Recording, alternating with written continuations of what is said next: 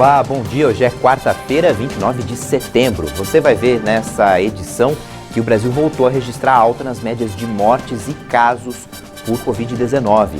A gente vai mostrar também como foi o depoimento da advogada de médicos da Prevent Senior na CPI da pandemia no Senado. No futebol, os times concordaram com o retorno da torcida nos estádios e o Palmeiras está de novo na final da Libertadores.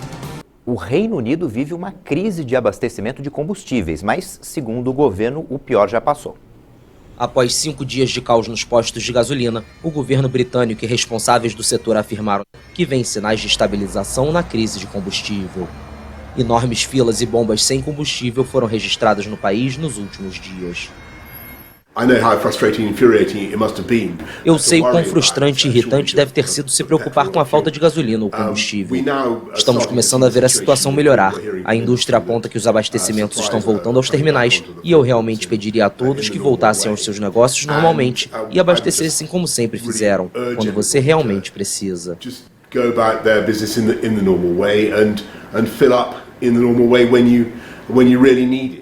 O governo classificou a situação vivida como um movimento de pânico. O problema começou após alguns distribuidores anunciarem um fechamento de bombas por falta de caminhoneiros para transportar combustível a partir dos terminais de armazenamento. A falta de caminhoneiros começou há meses, impulsionada pela pandemia e pelo Brexit. O problema também afeta o abastecimento de supermercados, lanchonetes e bares, entre outros, que relatam atrasos nas entregas e falta de alguns produtos. Representantes de associações de médicos, professores e outros trabalhadores essenciais cobraram do governo britânico ações para permitir o reabastecimento. Organizações de médicos, enfermeiras e funcionários penitenciários exigiram que trabalhadores essenciais tenham acesso prioritário aos postos de gasolina. Ontem foi promulgada a reforma eleitoral. Uma das mudanças é na data para a posse do presidente e de governadores. As mudanças aprovadas pela Câmara e pelo Senado valem já a partir da próxima eleição.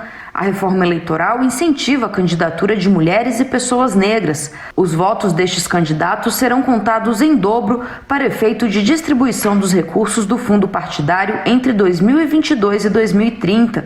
Também houve mudanças na fidelidade partidária. Agora, o parlamentar que deixar o partido pelo qual foi eleito mantém o mandato caso a legenda concorde com a saída. Atualmente, o mandato é mantido apenas caso a mudança seja por justa causa.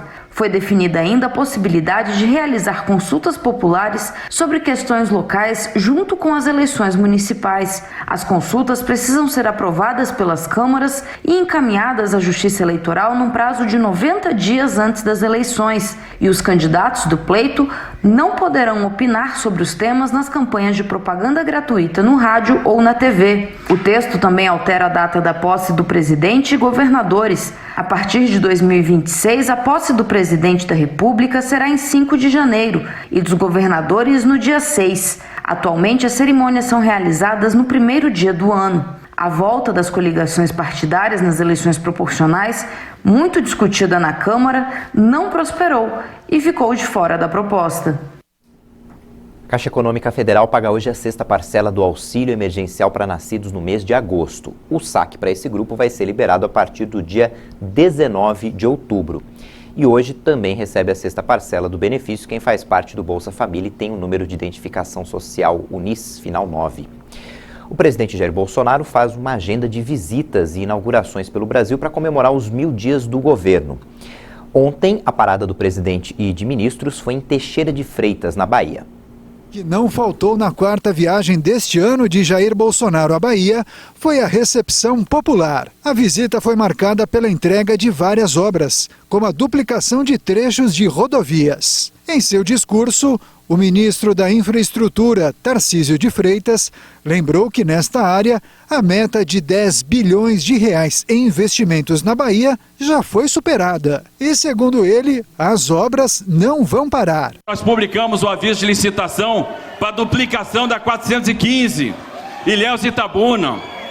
Algo que foi tão prometido para vocês e que vocês foram enrolados esse tempo todo. Nós publicamos os estudos para a relicitação da Via Bahia, porque ninguém suporta mais a Via Bahia. Estamos conseguindo na justiça a redução das tarifas por causa da inexecução do contrato.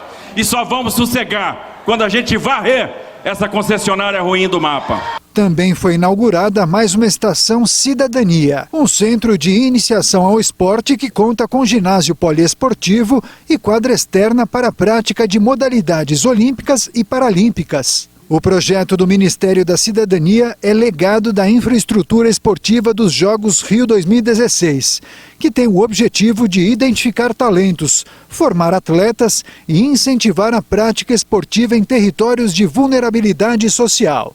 Um espaço que viabiliza o desempenho dos nossos atletas, que possam superar suas marcas, mas também um espaço de convivência, um espaço que pode ser desenvolvido atividades culturais, um equipamento de primeira linha, pensado em todos os detalhes, para poder ofertar à nossa população brasileira o mínimo de dignidade e de estrutura para desenvolver suas atividades.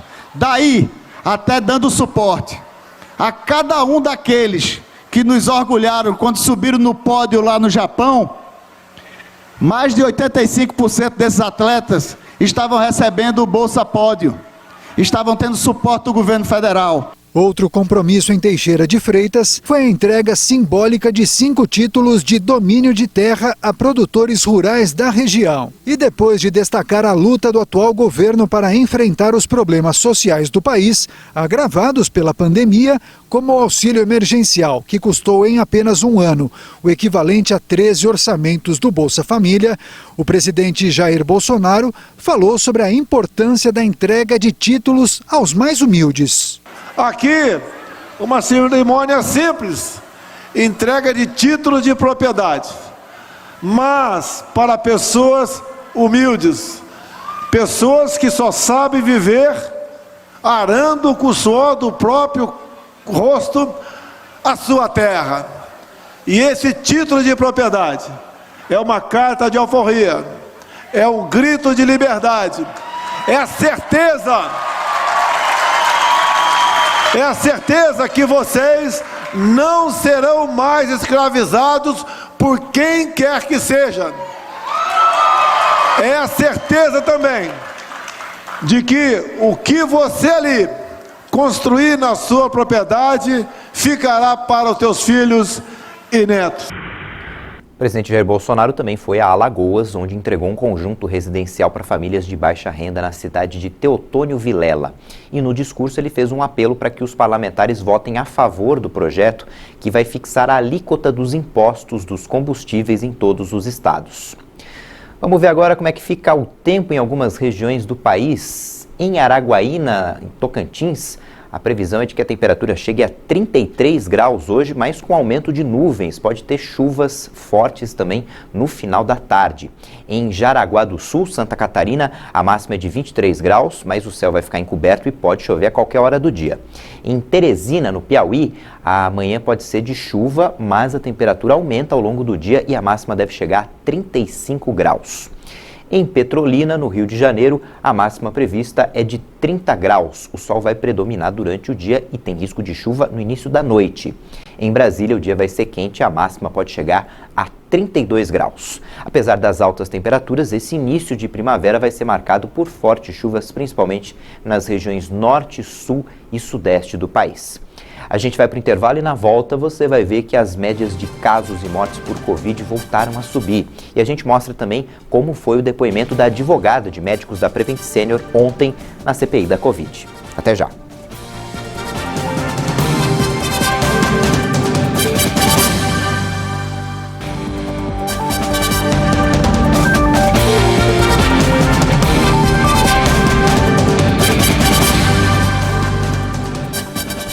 A empresa brasileira Vale informou que todos os 39 trabalhadores que ficaram presos em uma mina de níquel em Ontário, no Canadá, já foram resgatados. Eles estavam presos por causa de um acidente que danificou o elevador para transporte de funcionários. Nenhum dos trabalhadores é brasileiro.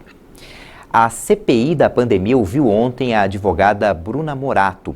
Ela representa um grupo de médicos que apresentaram denúncias contra a Prevent Senior. A advogada afirma que a empresa fez tratamentos sem eficácia em pacientes para conter despesas sem que eles soubessem dos riscos. A advogada Bruna Morato, que representa 12 médicos da Prevent Senior, apresentou denúncias à CPI da pandemia sobre a entrega indiscriminada de kits Covid pela operadora de saúde. Ela afirmou que representa um grupo de profissionais que foram ameaçados e coagidos pela empresa por não concordar com a política de tratamento contra a Covid-19. Ela disse que a empresa não tinha leitos de UTI suficientes para o tratamento de pacientes com coronavírus e usava medicamentos sem eficácia como estratégia para economizar nos custos de internação. Afirmou ainda que os kits de remédios eram elaborados pela Prevent Senior e os médicos não tinham autonomia. Mesmo quando os profissionais tentavam alterar a receita retirando algum dos itens, o paciente recebia o kit completo. Que essa receita ela vinha pronta e ela era encaminhada aos pacientes por motoboy com a medicação. Tá, então quem emitiu a prescrição em massa foi o Dr. Rafael. Sim, mas essa determinação, ela vinha da diretoria executiva. Perfeito. Então, Vossa Excelência confirma que as receitas médicas do kit foram padronizadas e utilizadas para todos os pacientes de forma indiscriminada. Sim, conforme os relatos médicos, sim, e dos pacientes também. A advogada afirmou ainda que havia internação de pacientes com Covid em unidades de pacientes sem Covid e que acompanhantes recusaram a fazer testes PCR e transitavam livremente pelos hospitais da rede, que os pacientes que utilizavam os kits não passavam por exames preliminares e que a ação da empresa teve o intuito de levantar dados para endossar a estratégia do governo federal contra o lockdown. A Prevent Senior vinha sofrendo críticas muito duras do Ministério da Saúde e por conta dessas críticas ela tinha tentado uma aproximação com o Ministério da Saúde. Como não deu certo, já existia um grupo de assessores médicos próximos ao governo que tinham informações até então científicas muito próximas aos interesses do Ministério da Economia, que era com relação ao país não precisar aderir ao lockdown. Segundo as informações que eu tive, a Prevent Senior ela entra para corroborar com essa possibilidade, ou seja, a possibilidade das pessoas se exporem mais ao vírus, cientes de que existe uma possível cura ou um possível tratamento que reduziria a letalidade. Então, ela seria uma escoragem. Era a expressão que eu ouvi dos médicos, que aquilo seria uma pílula de esperança. A Prevent Senior, então, ia chancelar a defesa negacionista do governo federal. Exatamente, senadora. As informações que eu tive são essas, de que ela iria validar, chancelar aquelas informações que haviam sido propagadas, fornecendo dados contundentes com a possibilidade de tratamento ou cura da Covid-19. Os senadores apresentaram vídeos e áudios de familiares de pacientes internados na Prevent Senior, entregues à CPI da pandemia, que apoiam as denúncias feitas pela advogada. Essas famílias foram enganadas. Não estamos de acordo. A família se reuniu, conversou e assim, toda intervenção que minimamente puder ser feita e que tenha alguma chance dele ficar, nós vamos aceitar. Eu coloco isso em pontual. A gente não quer abrir mão de... Marina, tá? Não quer abrir mão de diálise, não quer abrir mão de antibiótico, não quer abrir mão de reanimar. Tudo, né? Tudo que for possível fazer, a família quer que faça. O senador Marcos Duval questionou o fato da advogada representar um grupo de 12 médicos, enquanto a rede tem cerca de 5.000 profissionais credenciados ativos. Fazendo um cálculo rápido, isso representa, esses 12 médicos, 0,25%. Eu acho que é uma porcentagem muito pequena para a gente achar que a exceção é a regra, porque não é possível que 5.000 médicos estariam em silêncio, compactuando com tudo isso que está sendo dito. Eu acho que a gente precisa ter muito ponderamento, porque a gente tem uma questão da saúde de vidas, parece mais uma teoria da conspiração.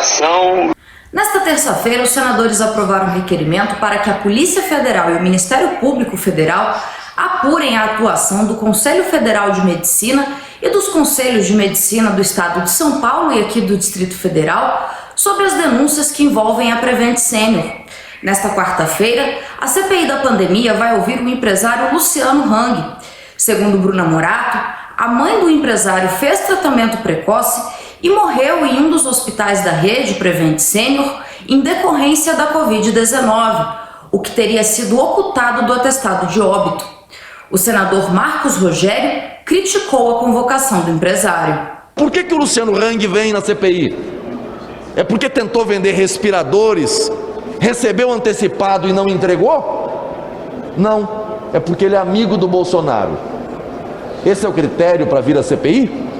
Porque desde o começo eu estou tentando fazer a CPI investigar com profundidade o que aconteceu com os bilhões de reais destinados aos estados e municípios. Isso eles não querem investigar. Em nota, a Prevent Senior negou as acusações, que chamou de mentirosas. Afirmou que o depoimento de Bruna Morato é baseado em mensagens truncadas ou editadas que serão desmontadas ao longo da investigação. Em nota, a empresa afirma ainda que não teve acesso aos autos da CPI para fazer ampla defesa, que aplicou cerca de 500 mil testes, constatou o contágio de 56 mil pacientes e que a quantidade de mortes foi de 7%. A empresa reforçou ainda que respeita a autonomia dos médicos e que nunca demitiu profissionais por causa de convicções técnicas. A reportagem também procurou a assessoria de comunicação do Ministério da Economia e do Ministério da Saúde, citados pela advogada Bruna Morato, mas não tivemos resposta. A média móvel de mortes pelo coronavírus no Brasil está acima de 500 óbitos há 15 dias. Vamos atualizar agora os dados da pandemia no país. Em 24 horas foram confirmadas mais 793 mortes por coronavírus. De acordo com dados do Ministério da Saúde, o total de vítimas subiu para 599.446.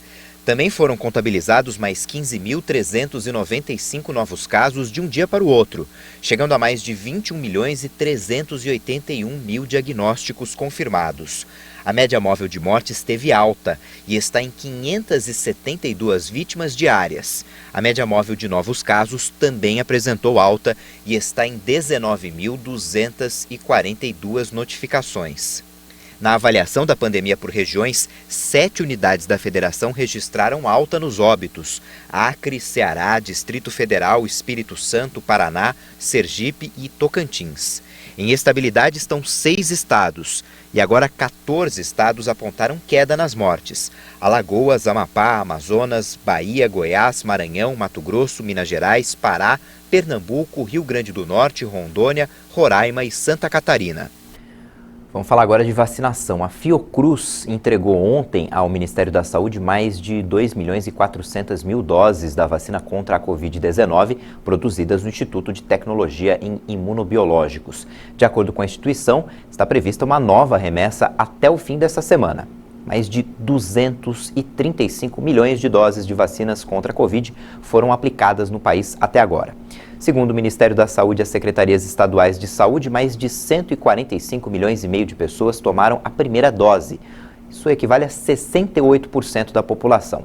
E mais de 88 milhões e 900 mil pessoas tomaram a segunda dose ou dose única, o que representa 41% dos brasileiros. A dose de reforço já foi aplicada em mais de 750 mil pessoas, 0,35% da população.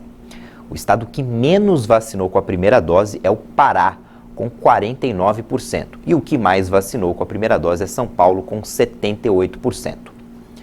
Dubai vai inaugurar amanhã uma gigantesca exposição que tinha sido adiada por causa da pandemia. A feira, que deve receber 25 milhões de visitantes ao longo de 6 meses, une maravilhas arquitetônicas e inovações tecnológicas. A cerimônia de inauguração da Expo 2020 deve contar com a presença da realeza dos Emirados Árabes Unidos, maravilhas arquitetônicas e uma longa lista de inovações tecnológicas serão protagonistas das exibições e dos pavilhões deste evento, que mostrará a engenhosidade de mais de 190 países. Realizada pela primeira vez em Londres em 1851, esta feira de 6 meses de duração se tornou uma plataforma de promoção para os países participantes e organizadores. O evento atualmente é celebrado a cada 5 anos em uma cidade diferente. Em 1889, no marco da Expo de Paris, foi construída a Torre Eiffel, concebida então como uma atração temporária. A edição de Dubai é a primeira no Oriente Médio e espera se tornar o maior evento organizado na região depois da pandemia. A estimativa é receber 25 milhões de visitantes. Aqui no Brasil, uma equipe de especialistas formada por médicos veterinários, cirurgiões, dentistas e um designer projetou o casco de um jabuti numa impressora 3D. O jabuti fêmea, apelidado de Fred, foi o primeiro animal a usar uma prótese de casco 3D no mundo. Ela perdeu cerca de 90% da proteção em um incêndio em 2015. O designer brasileiro Cícero Moraes projetou o casco e um engenheiro ajudou a completar o projeto fazendo uma pintura realista. Vamos falar agora de Libertadores. O Palmeiras é o primeiro finalista da competição. A vaga veio depois de um empate em Belo Horizonte por 1-1 com o Atlético Mineiro. E pela regra do gol qualificado, o Alviverde está na decisão do torneio pela 6ª vez na história, tem um gol fora de casa. Na partida, o Atlético saiu na frente com o gol de Eduardo Vargas, mas o camisa 43, o Dudu, tratou de colocar a bola no fundo das redes e colocar os números finais no placar. Agora o Verdão aguarda o vencedor do jogo entre Flamengo e o Barcelona de Guayaquil, do Equador, para saber quem vai enfrentar na grande final. A final vai ser no dia 27 de novembro em Montevidéu, no Uruguai. Pela Liga dos Campeões da Europa, o Paris Saint-Germain venceu o Manchester City por 2-0 e os gols da partida foram marcados pelo Guier e por Lionel Messi, que balançou as redes pela primeira vez com a camisa do clube francês. Essa edição fica por aqui, 10 da manhã no horário de Brasília tem outras informações com a Patrícia Velenic e no YouTube você pode rever nossas reportagens. Tchau, bom dia.